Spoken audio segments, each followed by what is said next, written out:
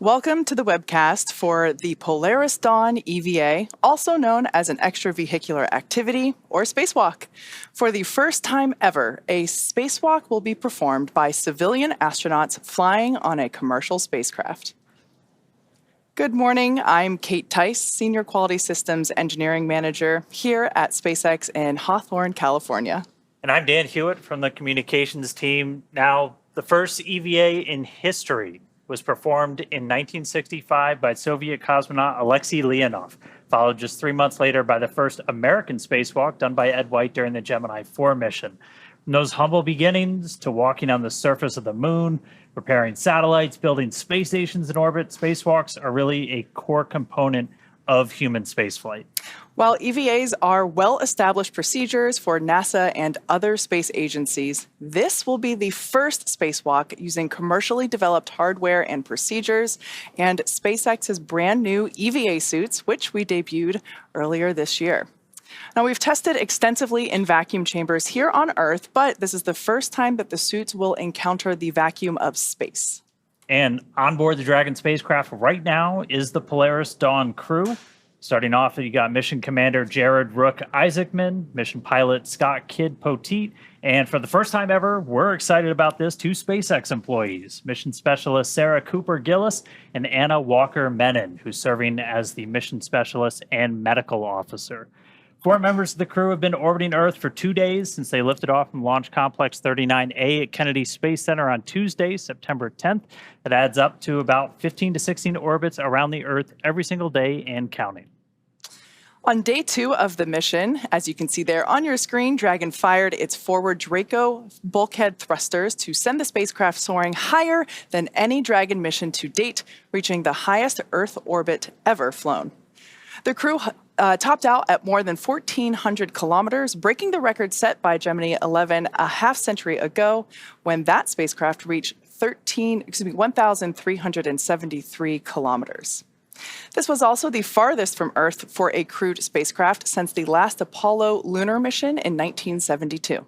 Since that time, Dragon has gradually lowered its apogee, or the highest point in its orbit, as the crew got ready for the spacewalk today. They started to don or put on their EVA suits just a little bit of time ago, and they've been undergoing a process called pre-breathing, where the atmospheric pressure inside Dragon is slowly decreased and oxygen is increased to prepare their bodies for the EVA suit environment.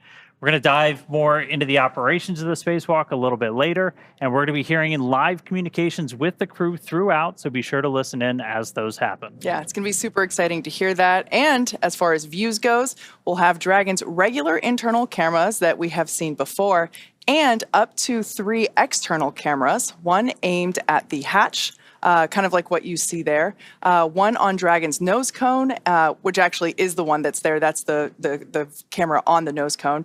And one on the newest piece of hardware that you see there in that view. That is the Skywalker, which we will come back to shortly.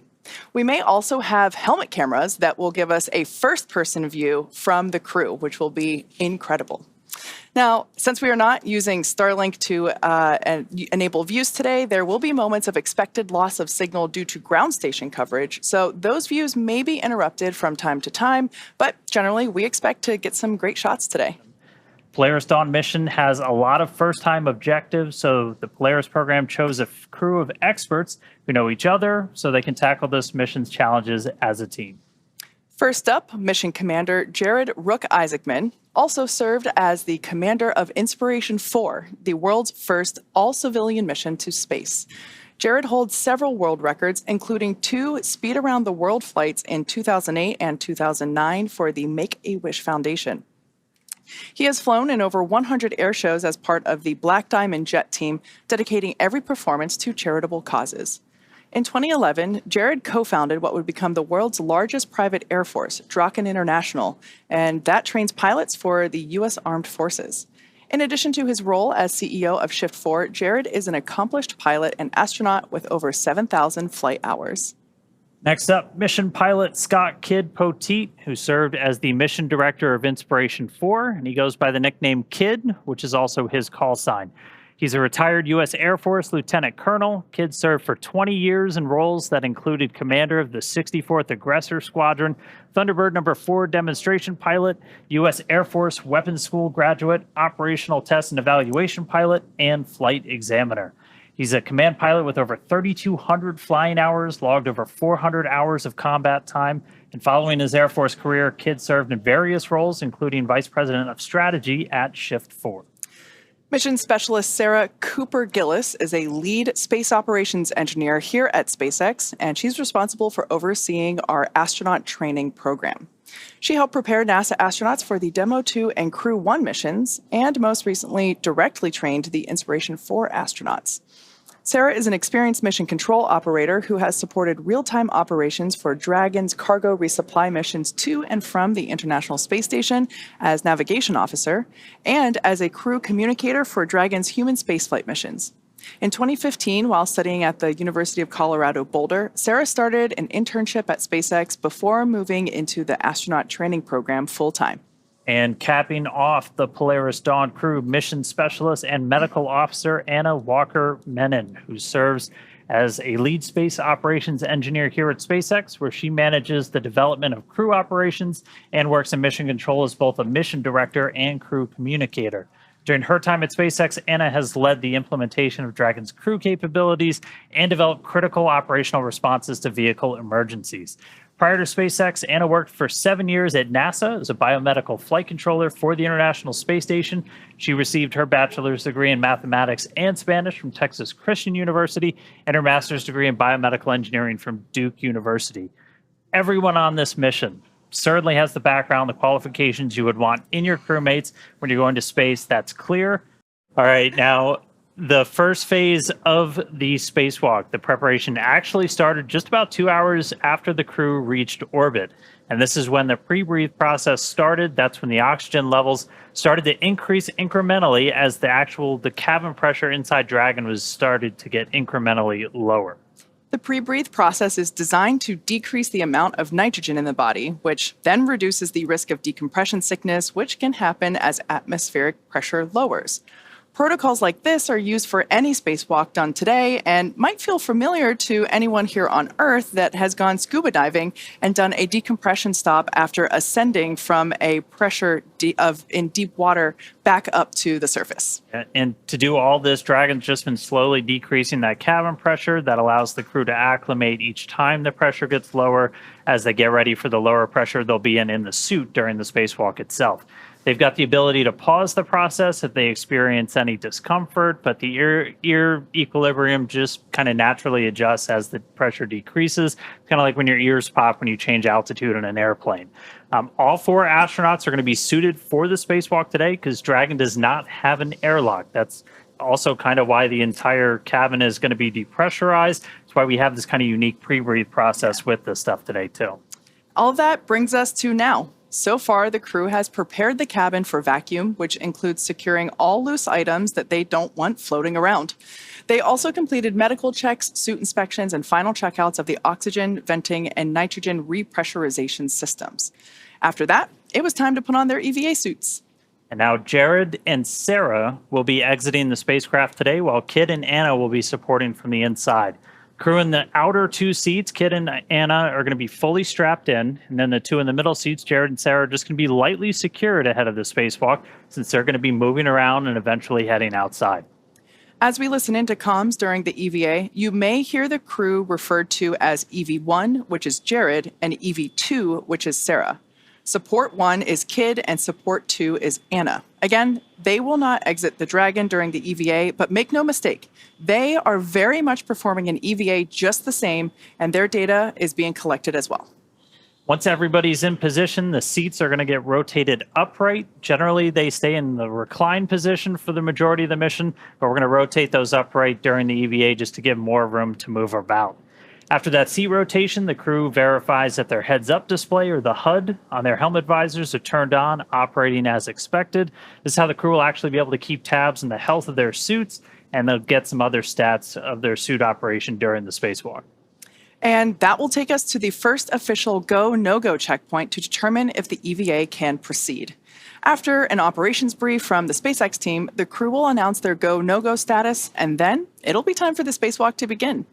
It's expected to last about 2 hours from the time that O2 begins flowing to the crew's suits until we complete the repressurization of the cabin. And just prior to we get to cabin venting, pure oxygen is going to start flowing to the crew's suits. That's when the EVA clock will start, so keep an eye on that. And this all gets followed by a suit leak check. We'll do the leak checks. Once those look good, Mission Control will start to vent the cabin, just removing the air in order to lower its pressure down until we can get to hatch opening. Next, Dragon will use its Draco thrusters to reposition itself so that the trunk is facing the sun. This will help keep temperatures, communications, and spacecraft power stable during the spacewalk. At this point, the crew should be ready to open Dragon's hatch and exit the spacecraft. After the hatch gets opened, EV1, that's Jared's call sign during the spacewalk, he's going to be the first to exit the spacecraft. He's going to go outside and he's going to do a series of mobility tests. These are kind of the core component of the spacewalk today. He's going to basically take the EVA suit through the paces. It's going to take about 15 minutes before he climbs back into Dragon. After that, EV2, or Sarah, will step out into space to perform the same tests of her EVA suit before she then climbs back into Dragon. In addition to the suit mobility tests, Jared and Sarah will also evaluate Dragon's new Skywalker hardware. We'll talk more about that in just a bit. Then after she's completed her test, Sarah will stand by near the hatch for the actual closing. And at this point, after the hatch is closed, the EVA is not over. The hatch door gets closed, and then the cabin has to be repressurized. We got to get all that atmosphere back inside. After we start introducing that atmosphere, we'll do cabin leak checks. Once those leak checks are complete, the crew will return to their seats, and the EVA will be complete when the cabin pressure has returned to nominal. So, for now, the crew is suited up and awaiting final checkouts and EVA venting, which will bring in Dragon to vacuum. With everything on track, we're about 45 minutes or so from the start of the spacewalk. And before we get there, though, we're going to expand the desk a little bit. We're happy to be joined by former NASA astronaut Mike Hopkins. We were fortunate to have him tune in with us during the launch, and now we've got him to talk to us a little bit about spacewalking today. Good to see you, Mike. Yeah, it's great to be back. It's great to be back here in Hawthorne with you tonight on this very memorable night for sure. Yeah, absolutely. Now, EVAs may be new to SpaceX, but you have participated in 5 yourself while you were on the International Space Station and spent a total of 333 days in space. That's pretty cool. Yeah, I mean, I was very fortunate on my 2 missions. The first one was back in 2013, and I went up on a Russian Soyuz. And on that one, we had 2 spacewalks. And the interesting thing about those spacewalks is they weren't planned. SpaceX Dragon radio check. Catch loud and clear, kid. Help me. Catching loud and clear. Copy that, kid. Make that dawning. Great news there. That's going to help give the crew a little bit more room to move around during the spacewalk. And after we get through the seat rotation, we'll be able to perform those suit leak checks that we were just talking about. Yeah, before they do that, they'll do what's called a tear. So it's kind of like if you're ever using a scale, you zero out the scale before you put something on it. It's essentially what we're doing with the suits. They'll get like a baseline reading. And then as we start to actually pressurize the suits, we'll be able to measure that against the baseline, make sure everybody's got basically a nice seal before we start that vent. Yeah, that one's pretty important. That was pretty important. Yeah. So a lot of that's coming up. Again, some of the data on your screen, you've got cabin pressure, you've got suit pressure. Dragon SpaceX, seat rotation complete and nominal. All right. Seat rotation's complete. So now they're going to start doing that tear, getting ready. Dragon, copy. Do you see the phone? Copy. And can I get a confirmation of completion per the call out in 2.18? H1 SpaceX, complete with 2.18. Copy. At this time, you are go to step into Section 3 and tear suit deucers. Copy, stepping into it. So, of course, the suits that we use for the spacewalks on station are a little bit older. They've been around for quite a while, and so some of this technology Oh, wasn't. look, it's our Hey, first there they live are. views inside Dragon Resilience for this morning. That's fantastic. Yeah. I think this is the definition of chillin'. Yeah. So there, out of his seat, that's Commander Jared, who, like I mentioned before, will be referred to as EV1. Behind him, we can see already in his new seat, pilot Scott Kidd Poteet. He will be support 1. And then moving around in front of us is Sarah, who will be EV2. And then just out of view underneath the camera, but I think you can see her visor, is Anna Menon, who is support 2. Dragon SpaceX, we're on backup sensors. Repeat HUD checks. The crew's going to check out those heads-up displays one more time real quick. SpaceX, HUD checkouts on backup sensors all nominal. Copy, good HUDs. Returning to primary. Stand by for helmet camera checkouts.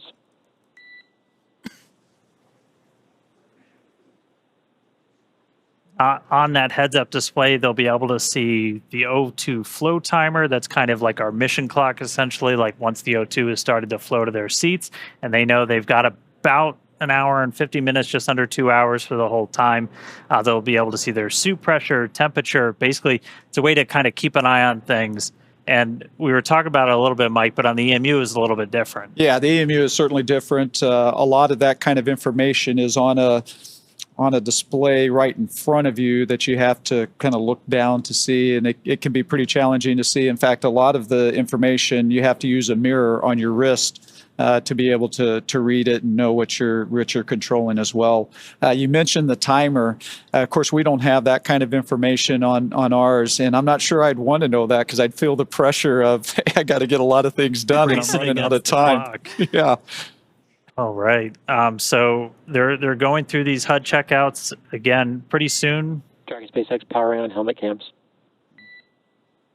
Copy. Checkouts complete. HUDs will remain powered. Proceed to step 3.3, operations review through 3.8, report when complete. SpaceX copies all, good comms, all 4 crew. SpaceX copies all, good comms, all 4 crew. So essentially now all of our crew are on open mics. They can all talk and hear each other, and they can talk to the ground. And so you're going to hear a lot more chatter start to pick up. Once we start the suit pressurization, you're going to hear almost like a sound. That's just the air starting to flow into their suits. How loud does it get inside your suit? It actually is quite loud. That airflow is just constantly, which is a good thing, right? Because not only is it providing you the oxygen, but it's also helping get rid of that CO2 that you're breathing out. So you want that airflow to be constantly going. And so you always are hearing that fan that's making that happen. And so that is certainly pretty important. And the Vox thing, I got to say, it's nice that you don't have to push a button when you're outside there to talk. Dragon SpaceX, we're about 90 seconds from EVA initiation. Got some fist bumps going on. Yeah.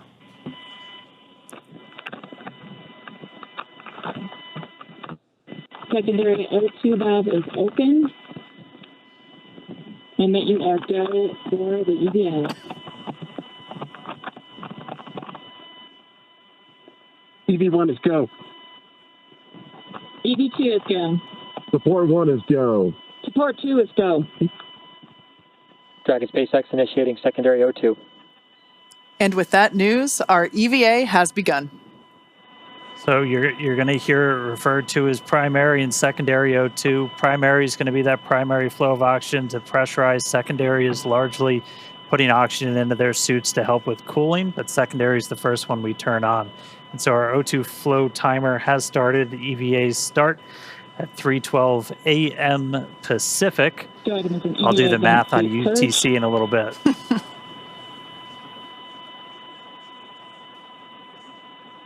So this first operation, or this first step in the operation, is a suit purge. So inside their suit, obviously when the visor is still open, it's still a nitrox environment. It's the same as the cabin. And since they're going to be at a lower pressure than what you can basically live at with oxygen levels, they're going to be on pure O2. They're going to be a 100% oxygen environment. And I mean, you guys were kind of in the same thing.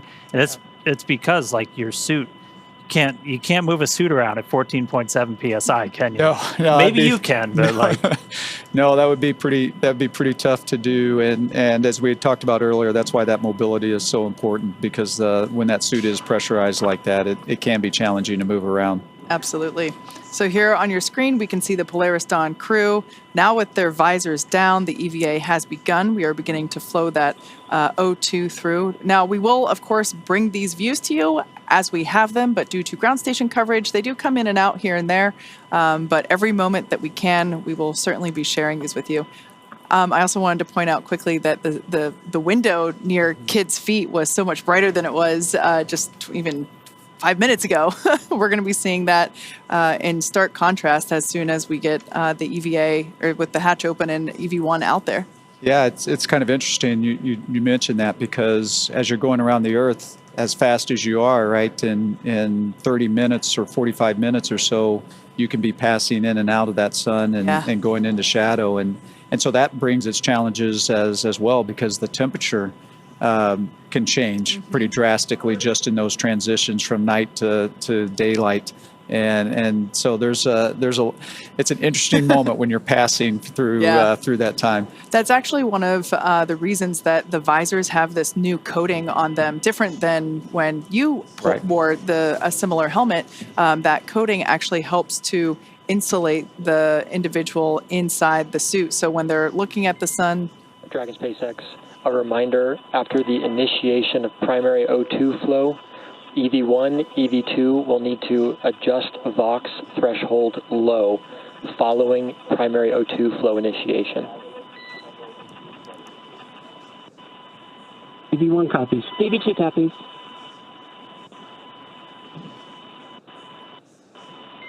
Dragon SpaceX, secondary flow purge complete. Close secondary O2 valves and report ready for suit pressurization. EV1 closed. EV2 closed. Port 1 closed. Port 2 closed. SpaceX Dragon is ready for suit pressurization. Initiating primary O2.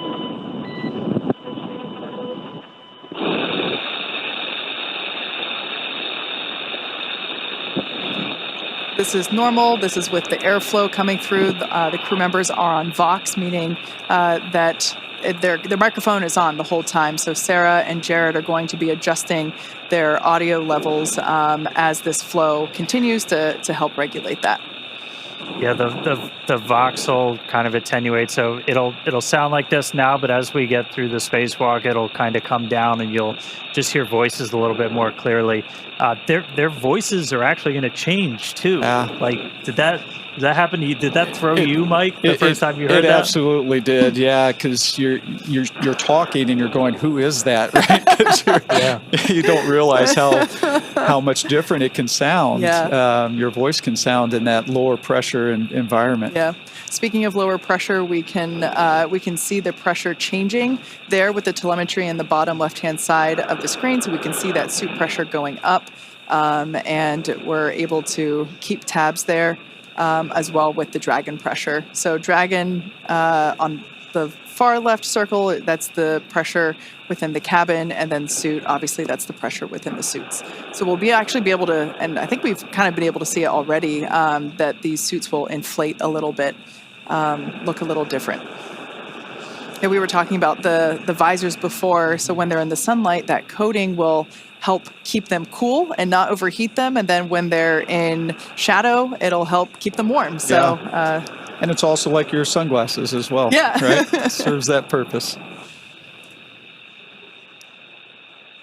All right, so at this moment, the suits are getting their primary pressurization. This takes about 3.5 minutes, a little bit less, and then we're going to go through those actual suit leak checks.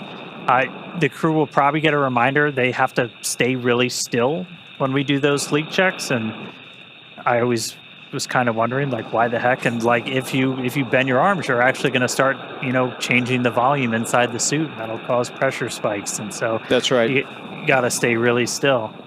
Yep. And then after we get through the leak checks, we're going to go through kind of that final pre-breathe where they're going to hang out in that 100% O2 environment just to continue purging all of that excess nitrogen. Suit pressure stable when purge complete. Activate secondary flow on. Report when complete.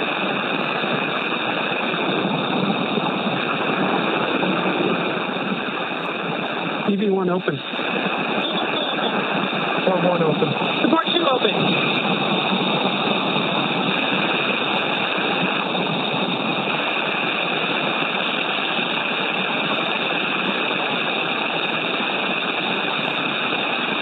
And right there, they finished the purge and they did a quick reinitiation of that secondary flow check. Response.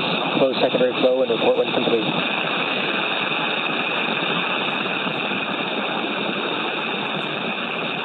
EV1 closed.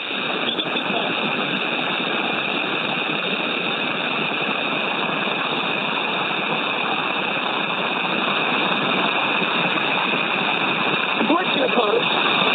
Support 1, are you closed?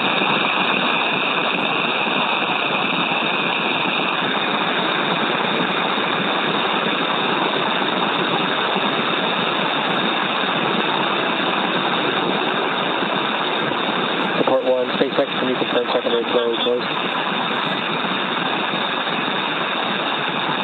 These handles that we see Jared holding on to, these were one of the additions or customizations for this mission that we talked about earlier.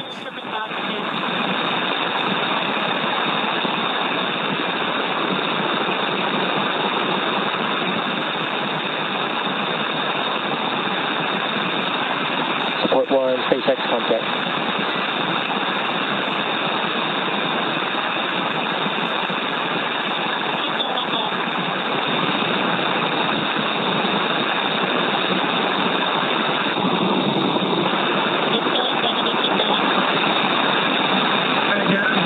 We got you. All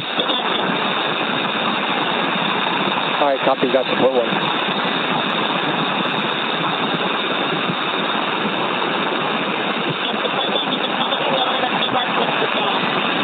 Copy.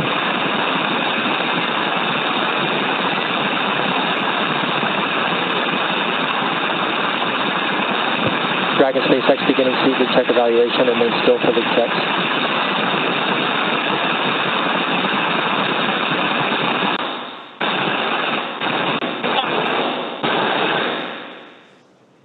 So once again, that background noise is expected. That is the microphones and the flow of air within the suits. So we're trying to stay quiet to, along with you, listen in on what the crew comms are as they go through. We're also going to get views in and out, as we mentioned before, due to ground station coverage. Successful leak checks, continuing suited pre-breathe.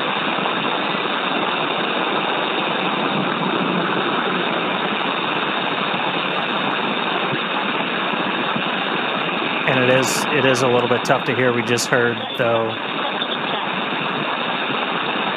that we got 4 good leak checks on their suits, and now they're going to be in this final suited pre-breathe. And so again, this is going to last about 19 or so minutes, and this is just to do kind of that final, get all of the excess nitrogen out. EV1 go.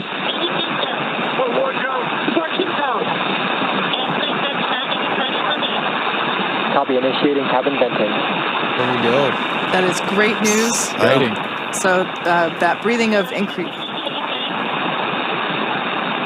that pre-breathe where they were breathing increased oxygen, we just heard that they're good. They all 4 crew members gave the go. So now we're gonna vent the cabin.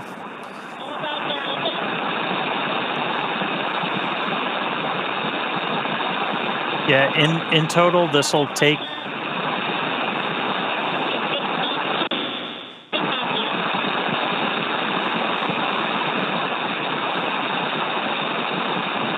In total, this will take about 8 minutes, and you can, the graphics you see on your screen, that's live telemetry, everybody. So you can see the pressure inside Dragon starting to tick down.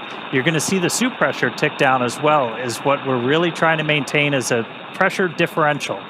And so with these suits, we're going to be hovering right around 5 or so. You might see about 4.9 to 5.1, 5.2. It'll be about 4.9, and then we'll probably see it go up a little bit when they reinitiate the secondary flow for cooling. Copy 7. Yeah, Dan, and you talked about that, about 5 PSI is what the suit will be. We're actually a little bit lower in the EMU. Yeah. And so we've talked a lot about mobility. That difference between we're at 4.2 and they're going to be at 5, it can actually make quite a bit of difference just in how hard it can be to move the suit around, et cetera. Yeah, this crew got to, and that's something we can simulate, you know, in a vacuum chamber or even just in 14.7. You can simulate that differential pressure. Getting calls from the crew. They're monitoring along. EV1 kiss.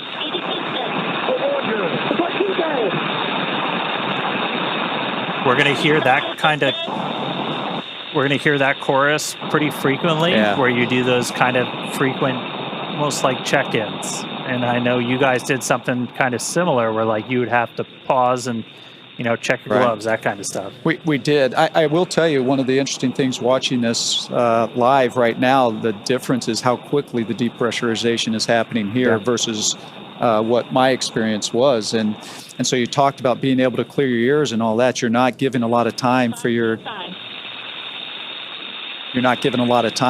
ears to adapt to that lower pressure. So this seems pretty quick to me.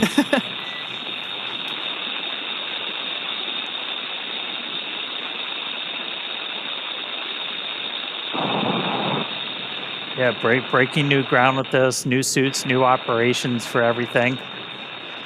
We're at about 4.5. We're going to see that tick down. It's going to get down to just under 1, and it's not going to go all the way down. And then what we'll actually see is we've got a capability to open the hatch automatically. We've got a motor in it, but Jared's actually going to unlatch it, and he's going to give it a little tug to kind of break the seal, any of the kind of the stiction in the hatch itself, and that's going to kind of take the capsule down to its final vent before Sarah, who's at the displays, she's going to command the hatch to actually open. That's a good point. And you know, there will be slightly more pressure inside the capsule, so really just helping. 4 psi, seat pressures look good. SpaceX copies 4. So Jared really can't open the hatch all in one fluid motion, so we will see him release that pressure slightly before being able to open it completely. And I think one of the important things, you guys, I think I talked earlier about you put some more restraint devices inside the capsule from when I flew on it. And that's extremely important because there's going to be some force that Jared's going to have to be pulling down on, and he needs to be able to anchor his feet somehow. Otherwise, he's going to pull and it's not going to go anywhere. And so the new restraint devices in there, we're going to see how important that's going to become here when he tries to open that hatch. Yeah, that's one of the things that's why we have Skywalker out there. We've talked about how kind of similar to Gemini when they were first kind of stressing their legs, but important to remember we've got that 50 or 60 years of spaceflight history that we're able to draw on. These are new suits. This is a new operation. This is to, you know, work out all the kinks and really test this for the first time. But we're going into this with a whole lot more information than they had back then. We know you need handrails or it's going to get real hard real quick. That's right. That's right. Yep. We did also hear Dragon's moving into its EVA orientation. Essentially, we're going to point the trunk at the sun under 3 psi. I think it's also interesting. You notice that the depressurization has slowed down a little bit, right? So as we get to this lower pressure, it's just taking it longer for that remaining little bit of air to go out through the vents. And EV1, com check. EV1, loud and clear. Loud and clear as well. And also hear the Vox starting to adjust its levels. Yeah. That flow of oxygen has not stopped, but the microphone's kind of adjusted and it's getting a little bit clearer. And yeah, keep an ear out. You might hear their voices start to like tenor down a little bit. That's one thing to note, that while we have been progressing through this pretty quickly, we did have the capability to pause if any of the 4 crew members needed to, take a moment to, let their ears come to equilibrium or just kind of get comfortable again. We did have that option, but everything has been going really well so far. We haven't had to pause cabin venting. And if you're just tuning in, heck of a time to do it. We're about Good timing. a little under 28 minutes into the spacewalk today, which again, that started when we started flowing O2 to the suits of these crew members. That was at 3:12 Pacific, 10:12 UTC. We just heard that Dragon's now in its EVA attitude. Handover complete. So again, we've got Dragon's trunk pointing towards the we are sun. with you on board, watching through the cross view.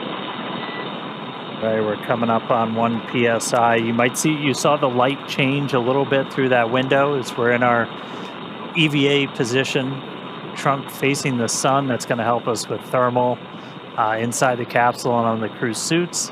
Also going to make sure we're maintaining that optimal pointing for communications with the TDRS satellites. Once the hatch is open, we're going to disable any of the Draco thrusters that point forward, because you don't want thrusters firing off when a crew member's outside. We're at 1. You can see the suit pressure is ticked down too. There's about 4.7 difference between the suit and the ambient cabin there in Dragon. That umbilical that you see there, just to the side of Jared, that will continue to flow the air into his suit, as well as provide telemetry and communications connection. That's also where we have the safety harness built in as well, so it's able to... Dragon SpaceX, cabin pressure below hatch operating limit. Stand by for transition to hatch open prep. Here we go.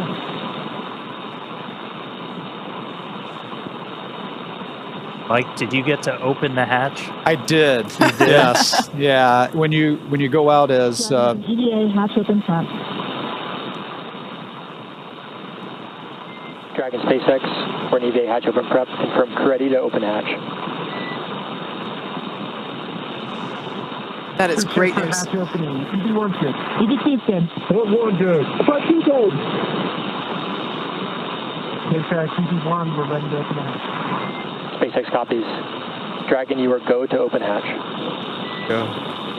Exciting. Copy that, SpaceX. Go to open the hatch. Mike, as you mentioned before, that continuous communication. The hatch handle.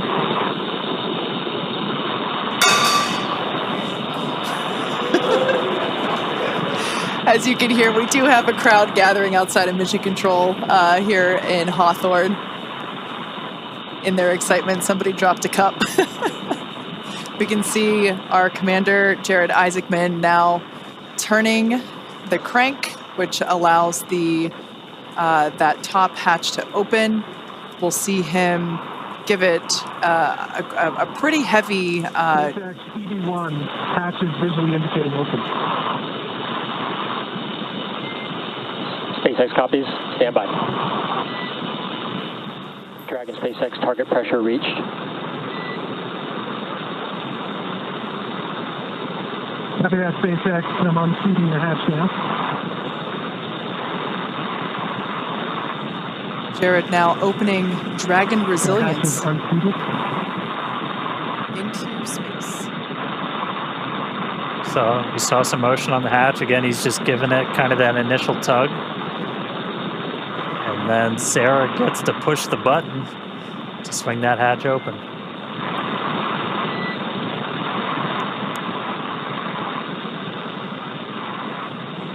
Much more movement there on the forward hatch.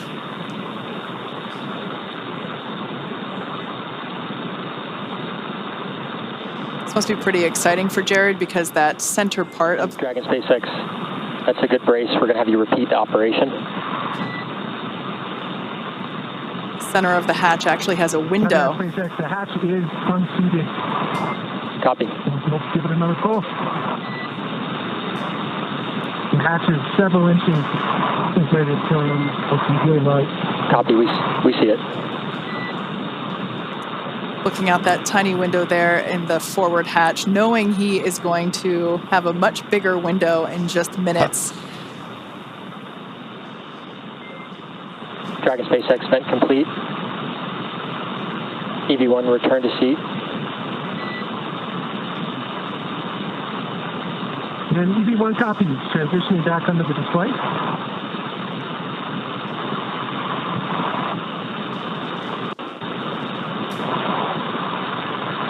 So again, one of the reasons we had Jared do that was to... Dragon SpaceX, we're actually watching that hatch. We're going to have you repeat the last operation. Sounds like they're going to have him repeat them. One of the reasons we're doing that is just to kind of vent any of that residual atmosphere. EV1, you are go for manual hatch open.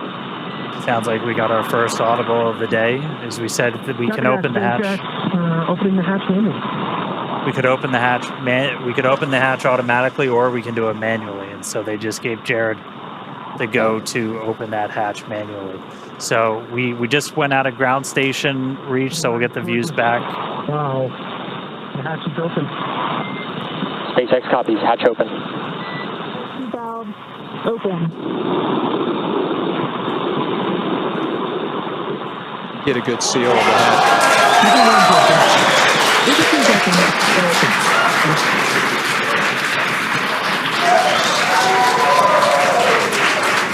EV2 SpaceX, can you command open forward hatch? This is going to stall it open. There is our first view of the forward hatch. If you just jumped in, we are 38 minutes into today's spacewalk, and the hatch is open on Dragon. First view from a helmet cam, looking out. Dragon SpaceX, we see it stalled. EV1 is go to continue. That structure you see there is... Check for egress. SpaceX EV1, I'm transitioning back from under the displays. SpaceX copies, we're with you in your helmet cam. Once again, this helmet cam, that structure we see is the spacewalker. This is Jared now egressing through the forward hatch of Dragon Resilience.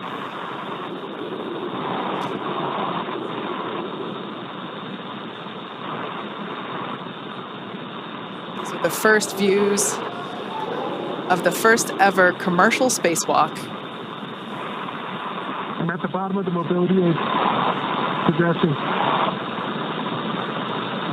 I have a feeling the crowd is about to go wild. Good call. Approaching the top of the mobility aid.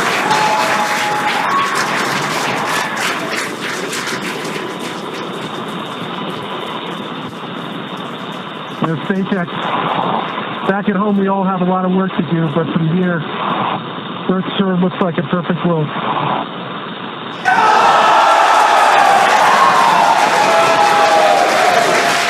Now, SpaceX, EV1, I'm going to step into Test Matrix 1, single-handed mobility demonstration.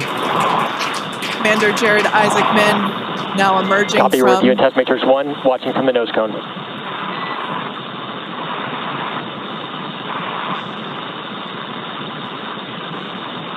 Up, down, left, and right are threes.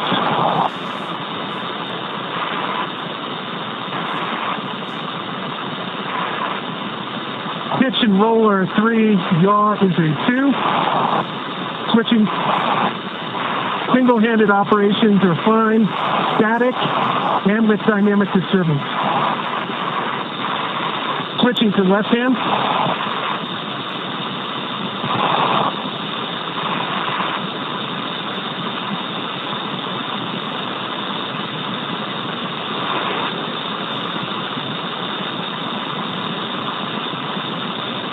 Up, down, left, and right are 3s, maybe a 2.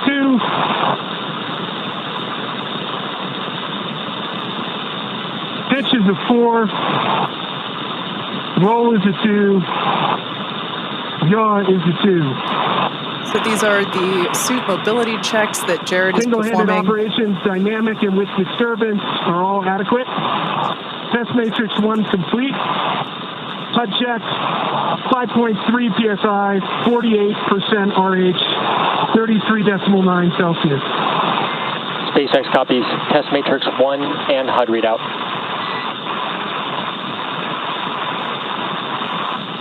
Crew ops check, EV1's good. EV2's good. Port 1 good. Port 2 good. Okay, stepping into vertical translation. We're going to start with the horizontal bars.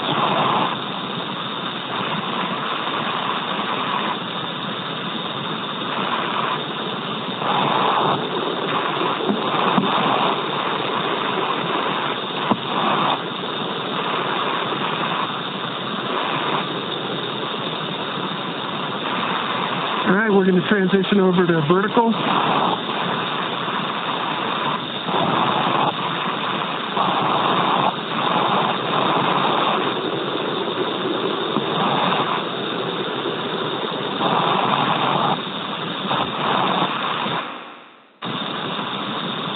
I'd say vertical and horizontal are equally workable, slightly favors horizontal. I'm going to do a max reach. Left hand's at the top of the mobility aid. At the midpoint. You have good video?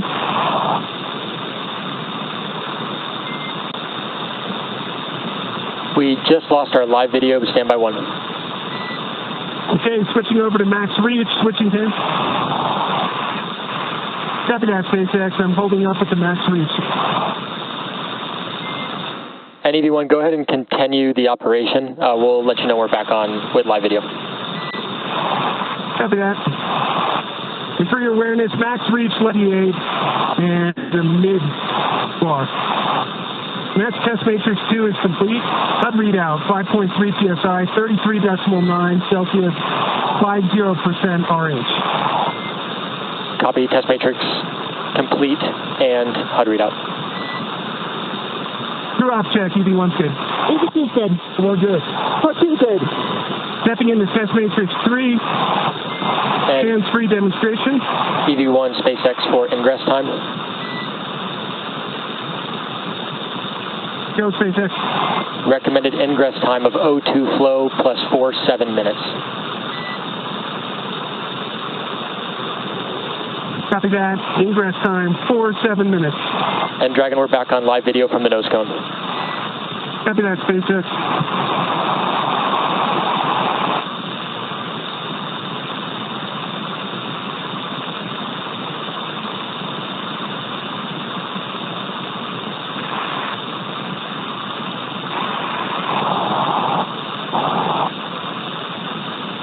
And SpaceX EV1,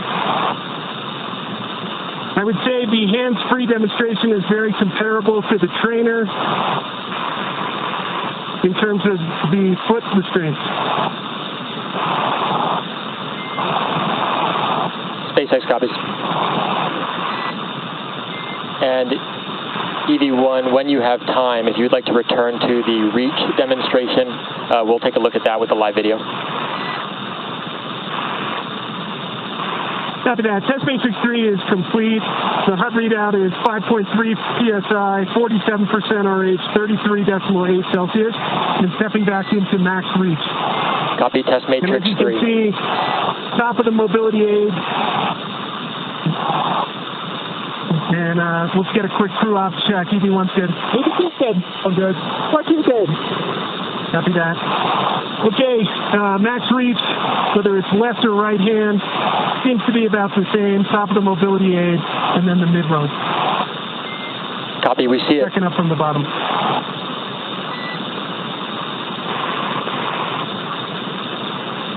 Any go back, SpaceX? Negative. We got about 1 minute until EV1 ingress. Copy that, 1 minute.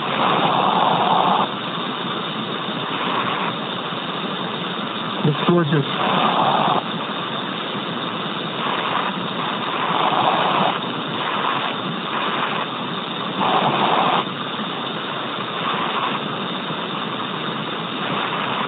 EV1, just be advised you'll be ability to run your right foot. EV1, we're checking out your helmet cam now.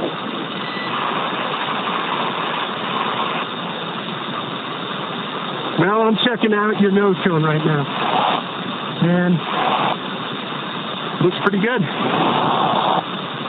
Copy, we'll return to nose cone. See you looking at us.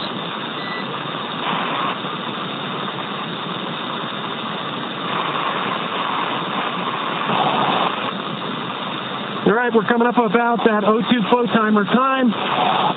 Crew check for ingress. EV1's good. EV2's good. O2's good. All right.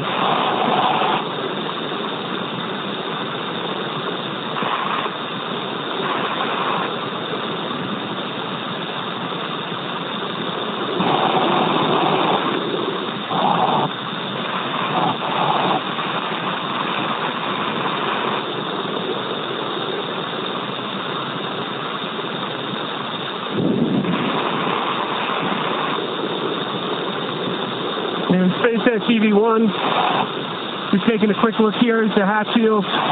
From what I can see so far, they look pretty good. Copy on the hatch seals and stand by for transition to 3-off reset.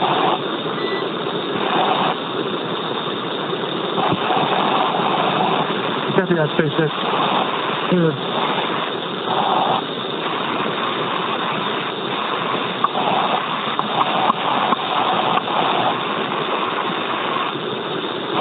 And EV1 is clear.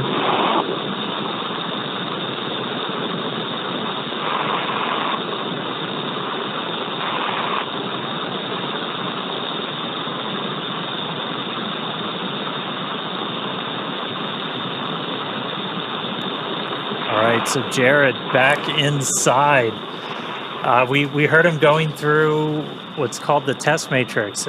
It's basically just a bunch of maneuvers using different hands, using the foot mobility. 3-off reset is in progress. So we didn't use any of the forward thrusters while Jared was out there. We're re-enabling them, putting us back in our perfect attitude before Sarah gets ready to go out the door. Fun thing to note, it's still not a perfect vacuum inside a Dragon. It's an open loop system, so oxygen is kind of getting dumped into the cabin as this is going on. So you got a higher pressure in Dragon than you have outside. So we're not worried about thruster pluming. Yeah. Now you mentioned Sarah, just like Jared, she will have 10 to 15 minutes outside, perform those same sets of mobility tests as Jared.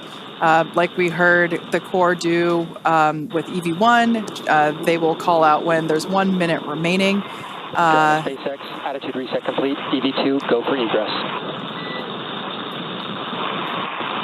There's Sarah's clear to proceed. Copy. Crew check for EV2 egress. EV1's good. EV2's good. All good. O2 good. EV2 is going to go stand in the door and then step outside. Now this test matrix that Jared just performed and the one that Sarah's about to perform, they have both committed to memory in order to execute these. We saw it being done pretty efficiently. I can't believe how quickly that time went by. Mike, we were talking about how your spacewalks were hours and these guys only have 10 to 15 minutes and it just like that. Yeah, it can go pretty quick, and but fortunately, Feels looks good. I see a little bit of a bulge between 14 and 13.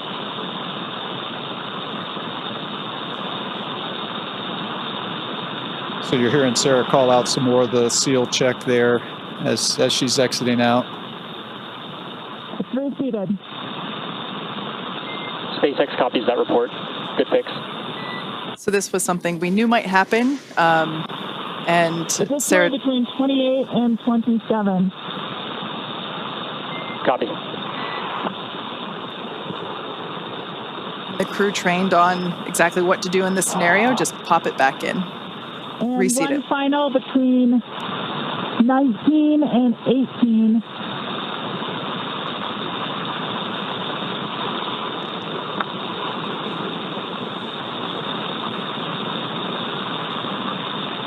That might be best reseated with hatch closure. SpaceX copies. Can you repeat the location? After EVA complete.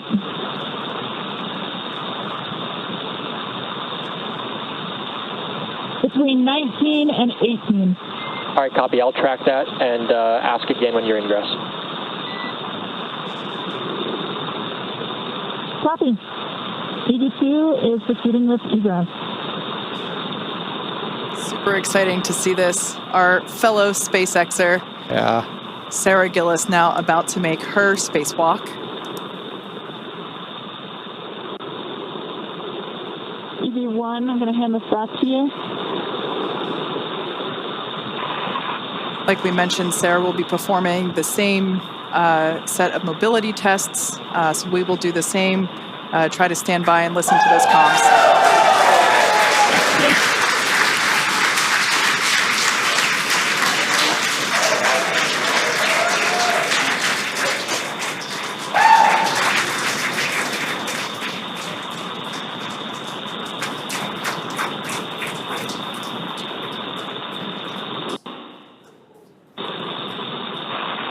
I mean, I said it before, a lot of us work here because we want to do this. All right, stepping into test matrix 1 for single-handed mobility. Really cool to see one of our own out there. That's awesome.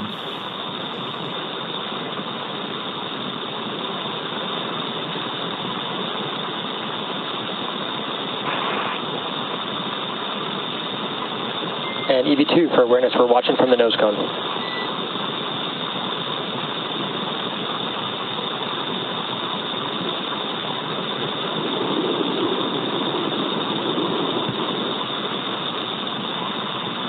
And copy all.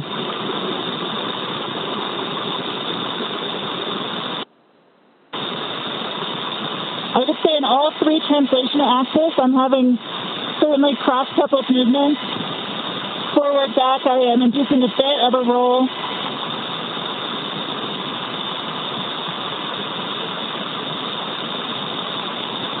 Similarly with left, right, and up, down, a bit of a pitch, but all are achievable. Rating is 3.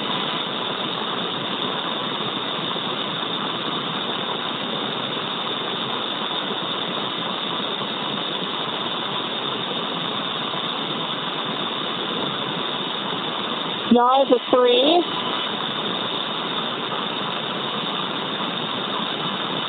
Roll is a 4. And pitch is a 3.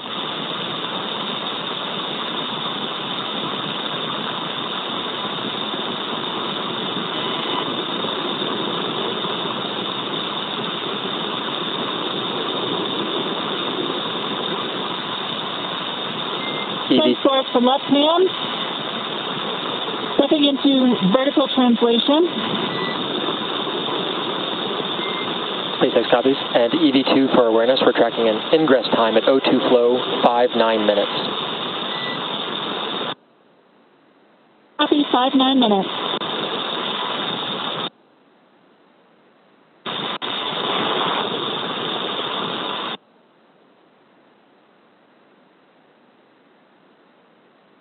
Horizontal bars are definitely preferred.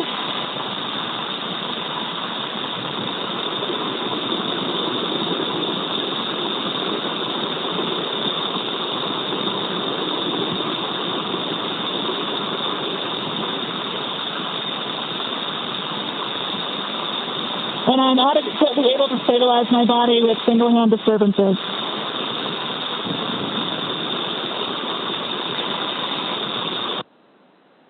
Clear for both left and right. Stepping into max reach, do you have visual? A firm, we have visual on the nose cone. Copy from bar 4 to bar 2, from top down.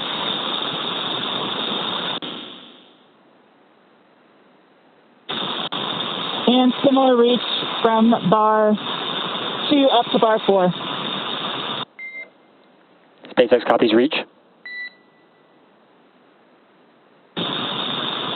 And EVA test matrix 1 complete. Seat pressure 5.25, 33.8 Celsius, 37% humidity. SpaceX copies HUD readout and test matrix 1 complete. Like we mentioned before, views going in and out due to those ground station coverage gaps.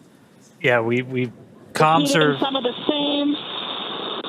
comms are through satellites, but we've got ground stations for video on Dragon. As you can see in the tracker, we just flew over New Zealand. We're about to go right over the middle of the Pacific. No ground stations in the middle of the Pacific. Forward are actually pretty good. We're hearing the voice of mission specialist Sarah Gillis, our fellow SpaceXer on her spacewalk. All right, we got our views back. There they are. It's a little sad to see that forward hatch closed again.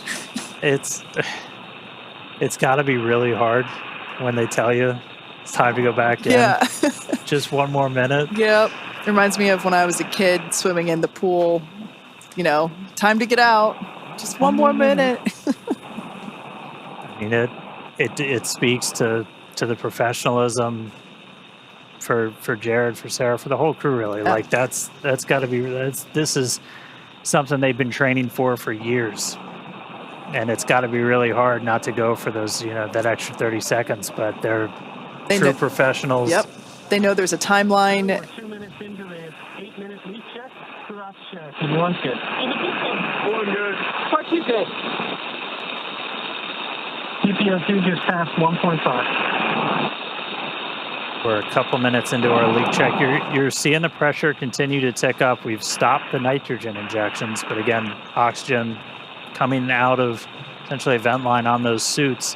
And that is why you're going to continue to see the pressure tick up. You heard Jared call out the PPO2. That's gone up. That's your partial pressure of oxygen. We're looking for that to get to over about 2.6, a little bit higher. And then our final actual, just ambient pressure inside Dragon is going to be right around 14.4 or so. The VVA operation's complete, and that's when our clock's going to stop. Thank you for watching, and we'll see you back here real soon.